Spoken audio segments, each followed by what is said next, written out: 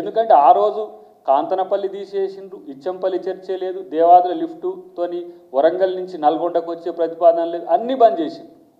ఒక్క కాళేశ్వరంలో కిందికొచ్చి 3 గోడలు కట్టడంతో కాళేశ్వరం కట్టినమని గఫాలు కొట్టుకునే మీరు మధ్యన 2 ప్యాకేజీలు ఇంతవరకు కంప్లీటే కాలే. మల్లన్న సాగర్ కూడా మొన్న ఈ మధ్యన కంప్లీషన్కు మేము కూడా దానికి సహకరించడం వల్ల అవుతున్న పరిస్థితి. ఇంకా అక్కడ భూసేకరణకు సంబంధించిన అంశాలు ఉన్నాయి, అక్కడ ఎన్నో అకృత్యాలు ఇప్పుడు అక్కడ సాక్ష్యాలుగా ఉన్న పరిస్థితి. కాబట్టి కవిత అడిగే ప్రశ్నలకు సమాధానం చెప్పండి, కాంగ్రెస్ అడిగే ప్రశ్నలకు ఎట్లాగో సమాధానం చెప్పలేరు.